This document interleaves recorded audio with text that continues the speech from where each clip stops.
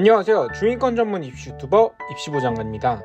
오늘은 경기대학교 수시 모집 요강에 대해 함께 살펴볼 건데요.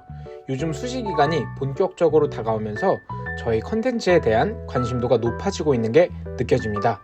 끝까지 함께 입시 정보 잘 공부하고 전략도 잘 짜서 좋은 결과 있었으면 좋겠습니다. 경기대학교는 아마 저희 구독자분들께서는 적정 혹은 상향 정도로 생각하고 있는 학교일 것 같아요. 특이한 점으로는 교과 전형이 일반 교과 우수자와 그리고 학교장 추천 전형이 있고요. 그 외에도 약간의 모집 단위 및 인원 변동들이 있었습니다. 함께 모집 요강 보면서 변경된 내용 알아보겠습니다. 모집 단위 변경 먼저 보겠습니다. 큰 변화는 없었지만 무역학과가 분리 모집을 실시했습니다. 이런 경우에는 어떻게 경쟁률을 예측하냐라는 생각을 할 것 같은데요. 그래서 제가 드릴 수 있는 팁은 어차피 우리는 예측을 100% 맞게 할 수는 없습니다. 그러다 보니까요, 과거의 데이터를 통해서 예측해보는 것을 추천드립니다. 예를 들어서 무역학과는 2021학년도부터 경제학부로 통합 모집을 했습니다. 그러면 2020학년도와 2019학년도 혹은 2018학년도의 데이터를 확인해 보면 되겠죠. 그래서 제가 준비한 화면을 보도록 하겠습니다. 2020학년도 수시 모집 경쟁률입니다. KGU 학생부 종합전형을 보면 되는데요. 경제학부 같은 경우에는 6.47대 1이었고요. 무역학과는 8대 1이었습니다. 무역학과가 조금 더 높은 경쟁률을 보여주고 있죠. 그 다음에 2019학년도 경쟁률을 보도록 하겠습니다. 2019학년도에서는 무역학과 9.6대 1 그리고 경제학부 5.9대 1입니다. 2018학년도에서는요. 경제학부 7.29대 1 그리고 무역학과 6.6대 1로 미세하지만 경제학부가 조금 더 높은 경쟁률을 보여주고 있습니다. 그럼 정리를 해보겠습니다.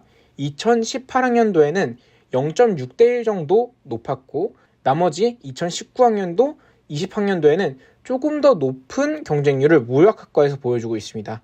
그러면 전체적으로 봤을 때 평균적으로는 무역학과가 조금 더 경쟁률이 높았다라고 볼 수가 있겠죠. 그렇기 때문에 과거 데이터를 통해서 한번 예측을 해보자면 무역학과가 조금 더 높을 가능성은 있겠다. 그러나 2018학년도 같은 경우에는 무역학과가 경쟁률이 더 낮았으니까 어떻게 될지는 모르겠지만 우리는 일단은 조금 더 높을 것 같다 정도로 예측하는 것도 나쁘진 않을 것 같습니다. 수시 모집 요강을 다시 한번 보겠습니다. 입학 정원 변경에서는 나머지는 큰 변화는 없습니다. 그러나 경제학부가 166명으로 준 것은 무역학과가 빠져나온 거다라고 생각을 하면 되겠죠. 그래서 경제학부에서 무역학과 분리 모집이 되면서 변화가 생긴 것 외에는 아주 큰 변화는 없는 것 같습니다. 전형 요약을 한번 보겠습니다. 말씀드린 것 같이 경기대학교는 학생부 교과 전형에서 교과 성적 우수자 전형과 그리고 학교장 추천 전형으로 분리되어 있는데요. 올해부터는 이 두 전형 간에 수능 최저 학력 기준이라는 확연한 차이가 생겼습니다.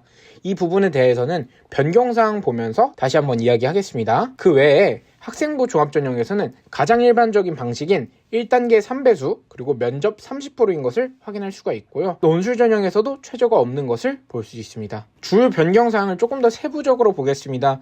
말씀드린 것 같이 가장 큰 변화는 학생부 교과 전형입니다. 학교장 추천 전형에서 최저가 없어졌습니다. 최저가 없어지면 어떤 변화가 생길까요? 맞습니다. 일반적으로는 내신 컷이 올라가게 되는데요. 아무래도 교과 성적 우수자와 합격 내신은 조금의 차이가 있지 않을까 생각됩니다.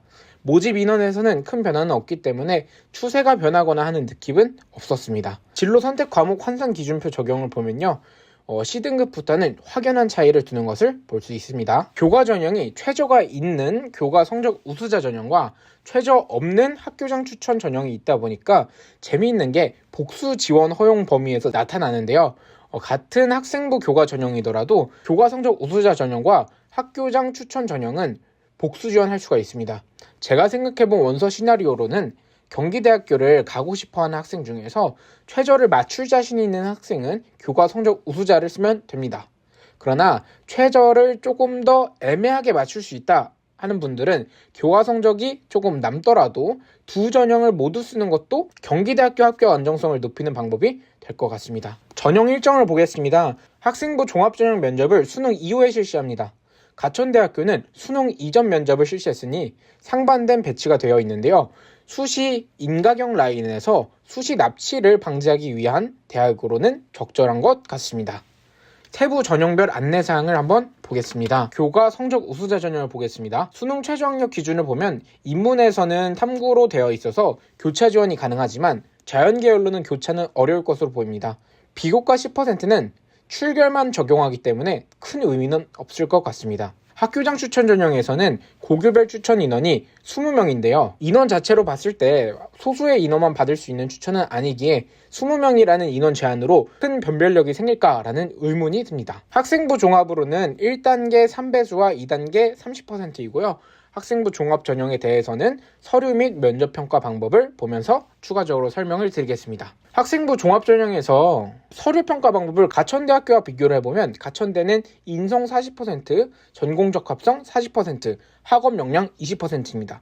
그러나 경기대학교를 보면 학업 성취 수준과 계열 적합성이 30%, 그리고 자기 개발 및 공동체를 합쳐서 각각 20% 총 40%로 상대적으로 가천대에 비해서는 서류 중에 학업적인 요소가 조금 더 강조되는 것을 확인할 수 있습니다. 그리고 보통 면접 비중이 높으면 서류 등에서 보여주지 못하는 장점을 보여주기 쉬운데요. 가천대학교 면접 비율 50%에 비해서 경기대학교는 30%이기에 상대적으로 서류나 학업적인 부분에서 강조할 수 있는 학생이 경기대에 유리하지 않을까 생각됩니다.